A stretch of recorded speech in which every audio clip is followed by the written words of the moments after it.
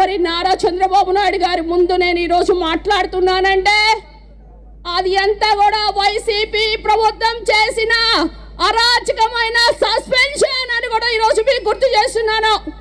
ఒక దళిత ఎమ్మెల్యేని నా ఎస్సీ, నా బీసీ, నా మైనారిటీస్ అంటుంటారు. మరి ఎవరికి దళితులకి ఎస్సీ సప్లాన్స్ ఇచ్చారా? మీ 25,000 కోట్లు ఎక్కడికి పోయినాయి?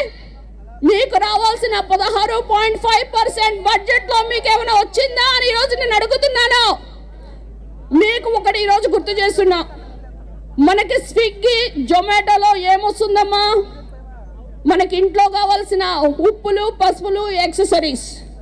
కానీ మన ఆంధ్రప్రదేశ్లో డోర్ డెలివరీ ఏమొస్తాయో తెలుసా? Dead bodies. అంటే ఒక డ్రైవర్ సుబ్రహ్మణ్యం దళితుని చంపిన వ్యక్తిని అనంతబాబు ఎమ్మెల్సీని పక్కన కూర్చొని మరి రాక్షస ఆనందం పొందుతున్న సీఎం, ఆయన దళితులంటే ప్రేమ. ఈరోజు మిమ్మల్ని అడుగుతున్నాను, మరి సొంత చెల్లి తల్లిని పరాయి రాష్ట్రాల్లో పంపించిన ఆయన దళితులంటే చాలా నా అక్క, నా చెల్లి అంటే మీరందరూ నమ్ముతారా అని నేను అడుగుతున్నాను. మరి ముఖ్యంగా అమరావతి, నేను అమరావతి ప్రాంత ఎమ్మెల్యేని. మరి అందరికీ చెప్పాను అమరావతి ఇక్కడే ఉంటుంది. మరి మీరు ఢిల్లీ చూడలేదు, ముంబై చూడలేదు, చెన్నై చూడలేదు అనుకోకూడదు. ఎందుకంటే అమరావతి అంతకంటే గొప్పమైన నగరంగా జగనన్న కడతాడు అని చెప్తే నాకు ఓట్లేసారా మీరందరూ? కానీ వేసిన తర్వాత అసలైన చరిత్ర స్టార్ట్ అయింది. 3 రాజధానులు. ఈ 3 రాజధానులతో మరి అమరావతి దళిత రైతులు, అమరావతి మహిళా రైతులు కూడా ఈ రోజుకి ఆల్మోస్ట్ 1467 రోజుల పైన ధర్నాలు చేస్తున్నారు. మరి అమరావతి ఎక్కడుంది? SC constituency. మరి ఎస్సీ కాన్స్టిట్యుయెన్సీ దాని చుట్టూ కూడా 7 ఎస్సీ కాన్స్టిట్యుయెన్సీస్ ఉన్నాయి. అంటే దళితులంటే ప్రేమ ఉంటే మరి అమరావతిని ఎవరైనా ఆపుతారా?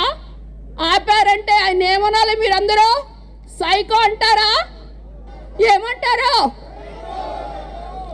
అందుకే ఈరోజు మరి లోకేష్ గారు మన దగ్గర చెప్పారు, అమరావతి రైతుల ఆక్రందనలో తెలుగుదేశం పార్టీ వస్తే అమరావతిని అభివృద్ధి చేస్తాము అని చెప్పారా?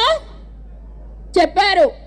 మరి మనందరం కూడా కష్టపడి ఈరోజు మరి ఇక్కడున్న పరిస్థితులను గుర్తుపెట్టుకొని మనం ఎక్కడైనా వెళ్ళినా ఒక రోడ్డు ఎలా ఉంది? రోడ్డు కాదు, గుంతల్లో రోడ్డు ఎత్తుకోవాలి మీరు. యువతకు జాబ్ క్యాలెండర్ ఉందా? అమరావతిని కుళ్ళపరిచారా? పోలవరం ప్రాజెక్ట్ ఏమైంది? ఈరోజు ఇంకొక ట్రాజడీ ఏంటంటే ఉద్యోగాలు లేవు, ఉద్యోగాలు లేదంటున్నారు. కానీ ఉద్యోగస్తులకి జీతాలే లేవు. మరి ఇలాంటి పరిస్థితి, జీతాలు కూడా తీసుకురావడానికి అప్పులు, ఇక మద్యపాన నిషేధం, ఇక బాటిల్ పట్టుకుంటేనే షాక్ కొడుతుంది. మరి ధరలు పెంచి 5 స్టార్ హోటల్లోనే పెడతారు.